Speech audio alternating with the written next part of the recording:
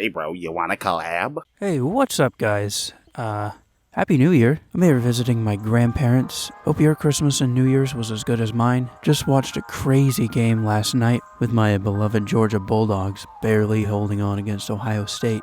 Going back to the national championship feels pretty good.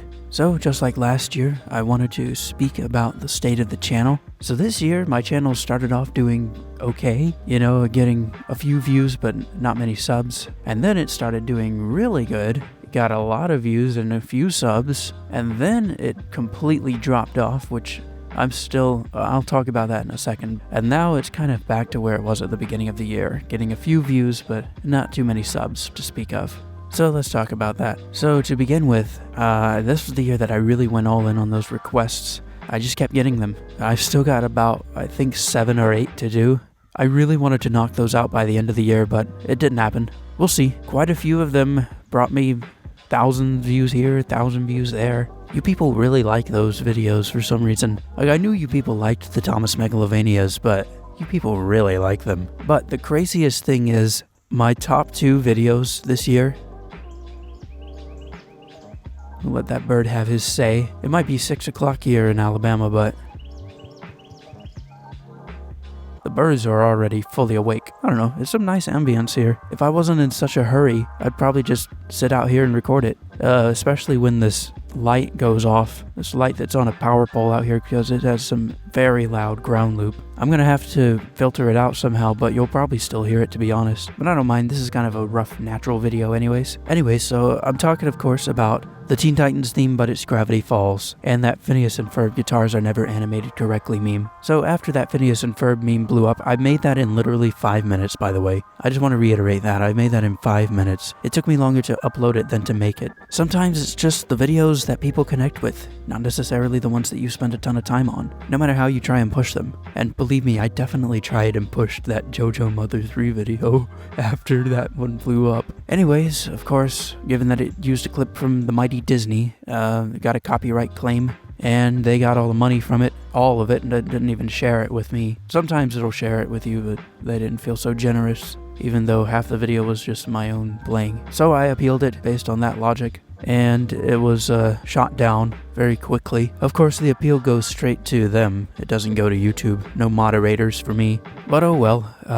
Really, it didn't mean that much, except I'm almost certain that that video got shut down as a result. It stopped getting promoted because I lost that copyright appeal, and as a result, my channel stopped growing because of that copyright appeal. Again, this is Disney that caused this, not YouTube. Like, seriously, we went from alpha to omega. It was like day and night when that happened. But some real ones stuck by me. Even when I wasn't doing very well, I would always count on seeing Bethlehem, and of course Mystery Falls, Onyx, what's that guy's name that I made a mod for like 2 months? I can't remember. Small Engine 100, and of course the real homies like Josh and Jacob, and I know there's a few others, but I just can't think of you at the moment, and I'm so sorry for that. I'm currently in a place where there's no internet. Now I know what you're thinking. Oh, no internet, but you watched the dogs last night. Yeah, they still have cable. They still have cable somehow. But anyways, and eventually the channel sort of kind of rebounded. Kind of starting with the Now's Your Chance to Be with the Thomas Sound Font video featuring Sir Spamdle. I like that one, honestly. It's one of my favorite videos I made this year. I sort of tried to make it in a classic YTPMV style.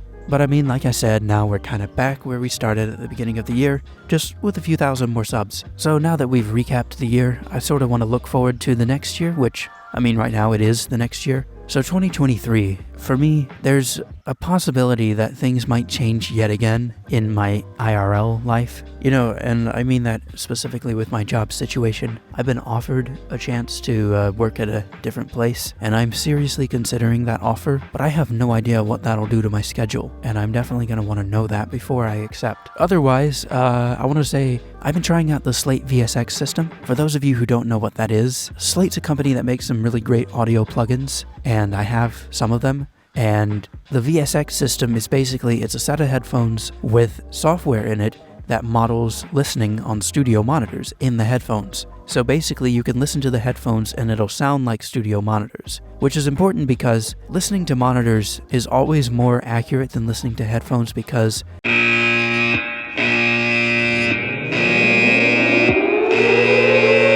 Headphones can't really create transients. Transients require vibration, and headphones don't really vibrate. Speaker drivers or tweeters or whatever they are, they vibrate. Woofers, I don't know. Those round things that you see in the middle of speakers, they vibrate. And that's what, pushes the sound out. Headphones don't have that, so they cannot recreate transients accurately. They can recreate frequencies pretty well, but it's just not the same. It's just not natural. You don't get the sound interacting naturally with the room before it reaches your ears. And the other thing is binaural imaging.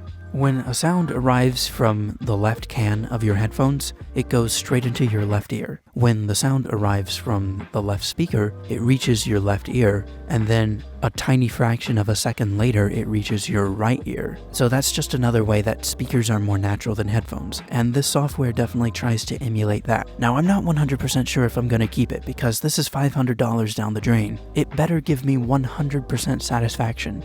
I feel like it's just me gotta get used to it, I've got a few more days to try it out. So far, I would say I'm like 75% satisfied, but that number's growing every day, so perhaps it'll reach 100.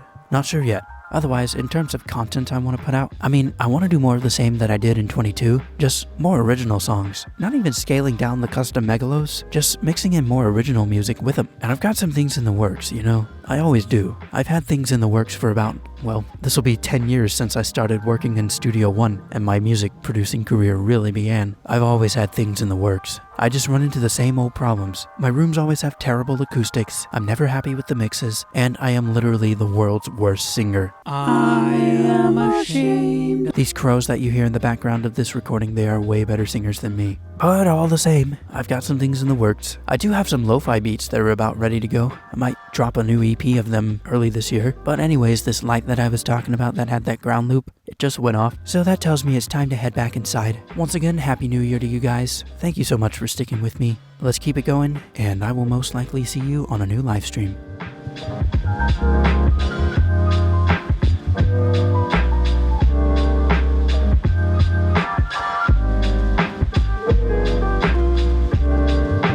By the way, what do you think I should put during this pause in the beat?